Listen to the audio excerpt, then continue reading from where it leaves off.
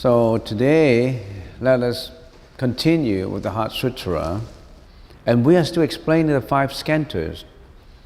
Why do we have to spend so much time in explaining the 5 skandhas? Because that is the theme of the whole sutra. The 5 skandhas are empty.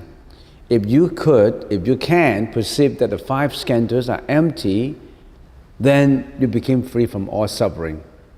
When you perceive the 5 skandhas are empty, the word perceive contains very profound meaning. Not just perceiving it through the language, not just perceiving it through just a superficial understanding of it. Because if you just read a book about emptiness, read a book about 5 skandhas, you can easily understand what it means.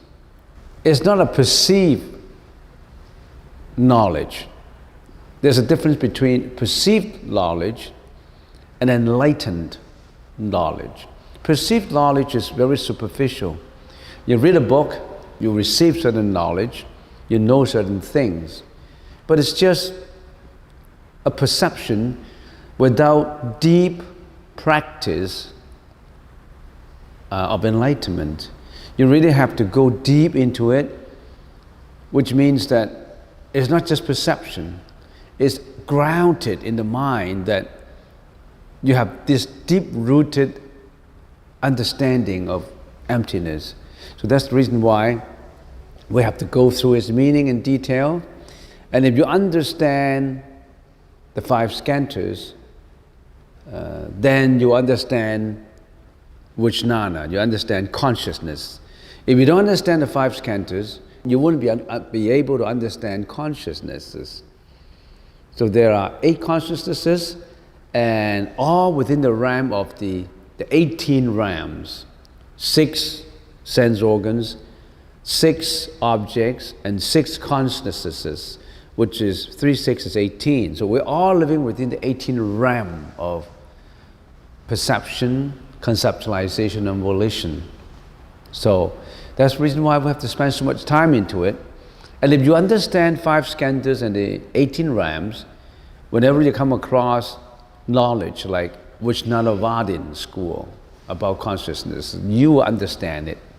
Of course, there's a lot more in there that we still have to touch on, but that's the groundwork for leading us to understand more about the Vijnanavadin school. So we still haven't finished the 5 skandhas, but it's worthwhile to go back to it. So this is what it is. Remember we said the manager who controls all the salesmen, the eye salesman, the ear the salesman, the nose salesman, the tongue salesman, the body salesman, and then the mano is the manager. When we get to the manager, it becomes the mind now. When we have perception, we have 3 sensations come out: pleasurable, unpleasurable, and neutral. That's comprehensive. It includes everything. It's either pleasurable, something pleasurable, and something unpleasurable, and something neutral.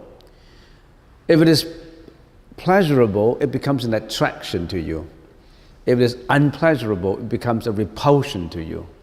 If it is neutral, it doesn't create anything except that you stay in that mind of being not pleasurable and not unpleasurable, but you still attach to it. You still have an attachment to that neutral feeling. Whether it is an attraction or a repulsion, it is a sensation comes to you. You love the attraction and you're angry with the repulsion, and we create all these emotions from sensations. You may not realize the 3 sensations arise. You may not realize it. And if you realize it, you will have controlled it. You won't be led away by the sensation. Like you love something, you love it, and you continue to love it. You won't say, is this love an attachment? And is this kind of love, what is the object of my love? The object of my love is, I don't know, many, many things you love, and you create an emotional feeling about love. And you can't get rid of it. You're emotionally attached to it because you have the sensation about it. You love the attraction so much that you don't know it's wrong or right, or you don't care. You just love it. Loving something because of an attraction, if you continue to do the loving, you're addicted to it. The love becomes an addiction when you habituate it. If the love is just superficial, you don't habituate it, it won't get into an addiction. But if you get into loving and loving and loving, it becomes an addiction to you. You can't get away with it. You could die with it. You could kill with it. You could steal with it. And you don't mind about human dignity because of your addiction to it. You want to be standing in front of a liquor store and begging for $1 or an accumulation of a few dollars, and you go in again to buy another liquor, another bottle of liquor. Your dignities are lost. You don't have human dignity anymore because your love turned into an addiction and you don't know about it. It seems so easy to get rid of the love for bystanders. Here's a wino standing in front of a liquor store. You despised him because he could just eradicate his hobby of drinking, but he just can't because he's addicted to it. You may be laughing at him, but how about you yourself? You could have another kind of addiction to the kind of love that maybe you were addiction to when you were a woman. You love a man so much that you could do anything for him. It does not matter whether he betray you or not. That's perception. You have three kinds of sensations. Many people say love is a many-splendid thing. That's what we have. But it's love that gets us into trouble.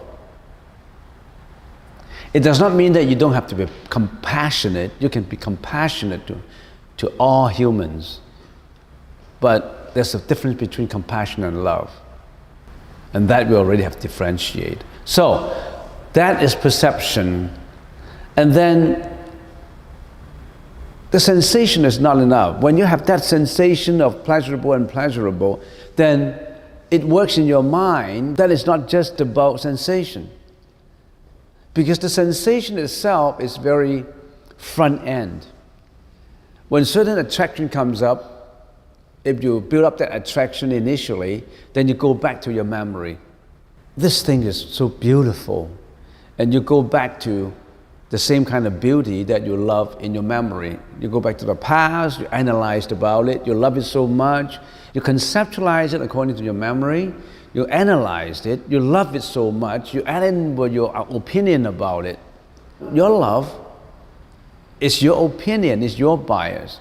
A wandering dog in a street will love any feces the dog encounter. He loved it so much. When the human look at the dog, it would be disgusting. But the dog loves it so much. So everybody's perception is different. Everybody's conceptualization is different. I still remember a Japanese poem. It says something like this. At the clap of hands, a Japanese poem. At the clap of hands, the waitress come bringing tea. The waitress listen to the clap of hands. The waitresses come serving tea at the clap of the hands of the master of the house. The flying birds get scared at the clap of hands. He thought someone is going to shoot. At the clap of hands, the carps and the swimming in the pool is gathering to receive food. So it's the same clapping of hands. How come it could be perceived so differently? Because of the karma. Because of the karma that we have. So we conceptualize, we analyze it, so that goes into conceptualization, including memory, analysis, and judgment, and biases, and etc., and etc. Volition is something deeper, because you link up your conceptualization, your analysis and judgment with your ego, with the director in you, which is the manas, vijnana. which is not just the manager, it's the director, is the ego of that company. He ties everything to his ego. I love this, I hate this. This is my personal view. Anything that benefits me, I'll do. Anything that does not benefit me, I won't do. That ego has been carried on from many, many reincarnations, many, many cycles before. It has been brought forward from one form to another, from one body to another, unendingly, up to now. And it's been built up with so much karma with it. That's the ego. Knowing all these things, then you know that it's the ego that gets us into trouble. Are you going to do something about your own ego? It's the ego that brought us suffering. It's the ego that gives us all these mental afflictions of jealousy, hatred, of love. You love your families, you love your son so much. You gave him all the love since baby, and now your son walked away from you. He didn't want to do university, he didn't want to go study, he just went away with his girlfriend, he just ignored you, and you love him so much, he didn't even listen to your phone call. Your heart is broken, you suffer. When you are nurturing, you have been nurturing your son, you are attached to it with so much emotional, egoistic feeling about it. You can't get rid of that feeling. When you analyze the 5 skandhas, you know that my body's form is because of different causes put together, and they're all impermanent. They all come from karmic interaction. And the Buddha said, don't continue this life. Purify it, and you go into a very blissful environment where you don't have this egoistic feeling anymore, no more conceptualization and perception. You're in pure awareness. That pure awareness is something that you may call it Buddhahood. You may call it the true mind, the real mind. And that awareness may not be important to you right now until you suffer. When you suffer, you think about it. When you don't suffer, you don't think about it. It's just like every moment now, you don't appreciate your present moment. You don't know the importance of your present moment. Until one day, you discover something, you discover you're in suffering, and you started to think about, now I'm suffering, I'm suffering now, and I thought of those good moments that I didn't have this kind of suffering. When you are slowly losing something, you start to realize the treasure of it.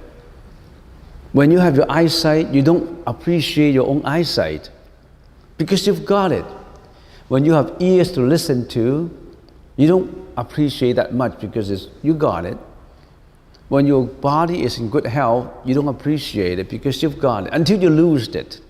Then you start to think, oh, those are the good days when I have all this kind of thing. But the Buddha said, you live at the present moment. At the present moment, you have all these, and why don't you do something about your spirituality? Why you are still having all these faculties that you can use? You've been using your faculties to love attraction, to hate repulsion. Why don't you use your present faculties to get rid of all those, to purify yourself? But we won't. We just continue the karmic evolution that we have. We don't even realize it. We enjoy every present moment with love and hatred. If tomorrow I have to die, what would I do today? Some people say, I just wait here and have a good time, have a party and drink everything, eat everything, and then I died. Some people say that. If I have only one day to live, I would find the most beautiful girlfriend and I would drive the most luxurious car and I would live in a big mansion. They are still looking for the egoistic attraction and repulsion. If I have one day to live, the first thing I do is because that guy got me into trouble, got me into bankruptcy. I want to kill that guy before I leave this world. So we are living in a topsy-turvy thinking. Topsy-turvy? What should be the top? You say it is the bottom. You just think in the opposite way. We got lost already. So there's volition. The volition is getting more into the egoistic field now. The manas is always working with mano, the manager. The director is always working with the manager. They're working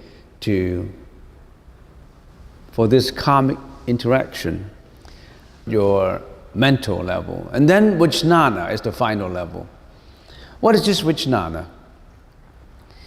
When you die, you carry all those actions and volitions and everything that you have done when you were alive, or everything in your previous life, into that memory, into the vijnana. And that vijnana is, of course, not visible. You would see it when you come to a level of enlightened perception. I see my own egoistic feeling. I'm going to stop it. In other words, at that time you step back as a third person looking at your egoistic feeling. Because all egoistic feeling come in an instant or fraction of a second. It's very easy. It's really easy to get that feeling from people. You talk to a person, I intend to find egoistic feeling of that person. You start to ask questions and you see what kind of answers. So at the juncture of death, your body is not surviving anymore. Mano, the manager, retired because there's no salesman to be supervised. There's no customers to attend to. Retire into the director's chamber, and the director's chambers retire into what? Into the alaya vijnana, which is a conglomerate of what you have done, everything in your previous life, everything you have done, every thought, everything, into that, which become an energy, if we want to call it an energy, a karmic energy.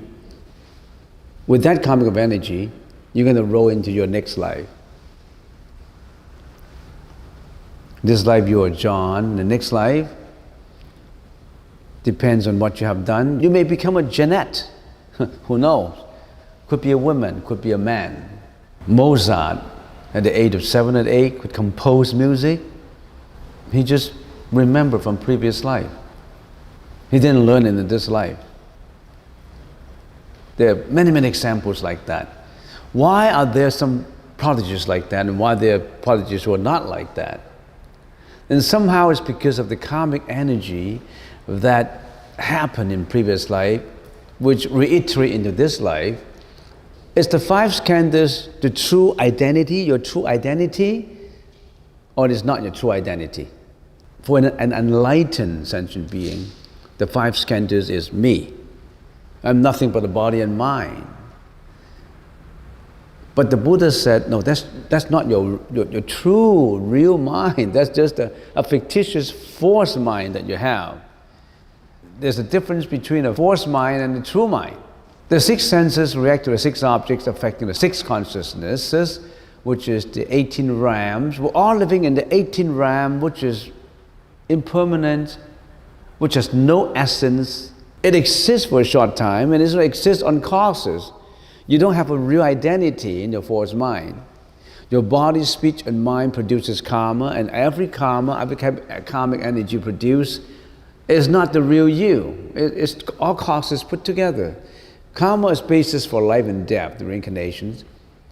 If detached from object, it has no substance. In other words, it does not have its own essence, because you interact with objects, then you act accordingly. You don't have a self-identity. You don't have a true self. In the Sanskrit language, it's svabhava. When something has its own identity and essence and self, let me give you an example. Say with a gong, there's a gong in there. I hit the gong, or there's a wooden fish, I hit the wooden fish, the sound is produced. Does the wooden fish has its identity? Has its real essence? Has its real svabhava?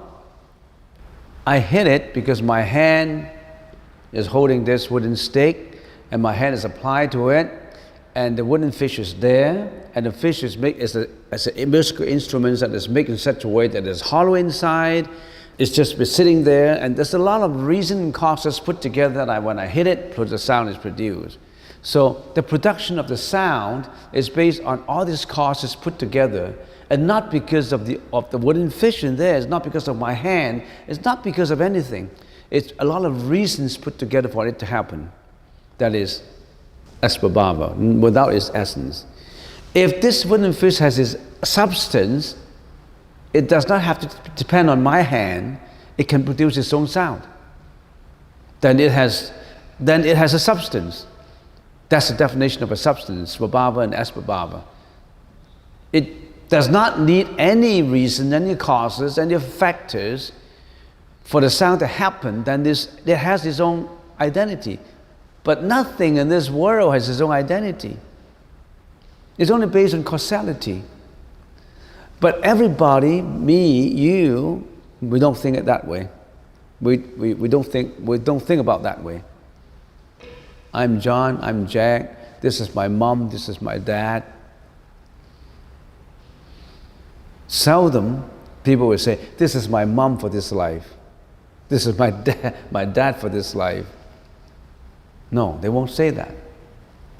Dependent on causation and characterized by duality and impermanence, every feeling seems to have two extremes, love and hatred, tall and short. You differentiate it. You're biased about it. It's living on a duality. But the Buddha said, this is not the real you. We've been living in this false you, fictitious you, and we don't realize it. And do you realize that you have the true you? And somebody call it eternity you. And somebody call it the God inside of me. Somebody call it the Buddha nature. It does not matter how you call it. We call it different names. But that is something, the real you, that is in you, that's been covered. And if you detach from objects, then it has substance. That real you is when you do not attach anymore. When your salesman, your eyes, your nose, your ears, and all this don't attach to outside anymore, when your manager don't attach to outside anymore, when you don't have that ego anymore, then that's the time when your alaya consciousness is all purified. That's the real eternity, that's the real you. Because at that time, that real you is away from reincarnation, away from suffering, no more of that. That's not the same as going to heaven.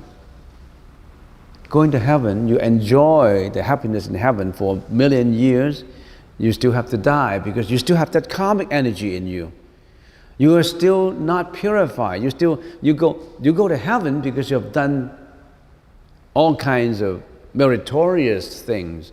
You build all the causes for you to go to heaven, and then you enjoy heaven because you've done all the good causes. You've been very generous, you've been helping, you didn't do any wrong thing, but you still have attachment. You still have an ego. You still have a self.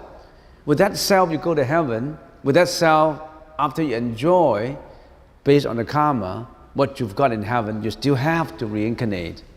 That's not the ultimate way to go. So, when the false mind arises from it, it has not lost its substance.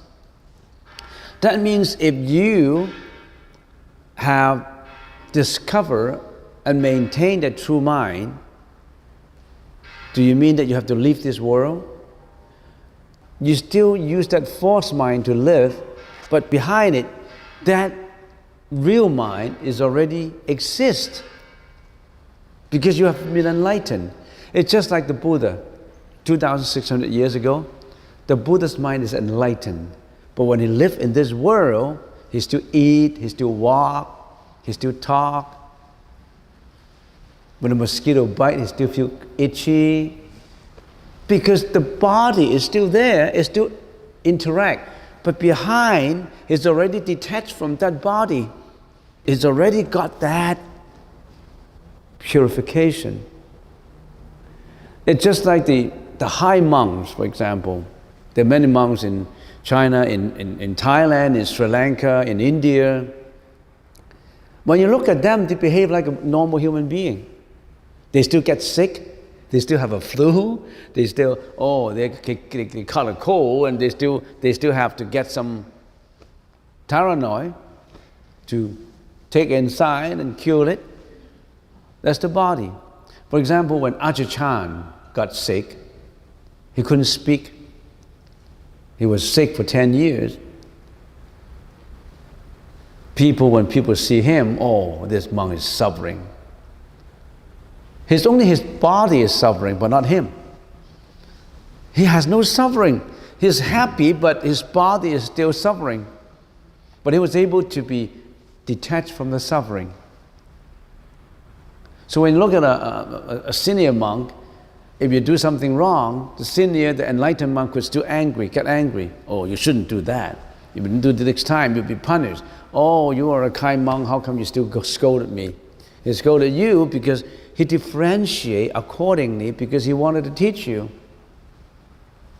He still behaved like a normal human being, but behind he has this enlightened identity inside. When this body died out, we call it parinirvana. Then no more of this body is in that state of eternity. No more of this body. Remember, when this body you carry around, you still have suffering. You still have to serve your karma. The fact that you've been studying Buddhism for a long time, you've been doing all these good deeds, and how come in your final years you still have suffering? Because you burned the last straw of bad karma out. When that last straw is burned out, you're in purity. So don't lose your confidence if you're still, how come I've been meditating, I've been doing all these things, and how come there's bad things to happen to me? Am I supposed to meet only the good things when I believe in the Buddha? Everything will be so peaceful and lovable to me when I started meditation, and how come I still have all these things? Because you still have the karma that you have to serve, the few last straws that you still have to burn. When you burn away that, you clean it up. So it is beyond duality. When completely pure and bright, it is nirvana. When you practice meditation, you practice and practice and practice, and some people say, I'm not getting anywhere. I feel good about it. Am I getting anywhere? You don't have to get anywhere. Why do you have to get anywhere? Your body is still there, you're still here. Why do you still have to get to somewhere that you love, you like? Why do you still want that kind of attraction?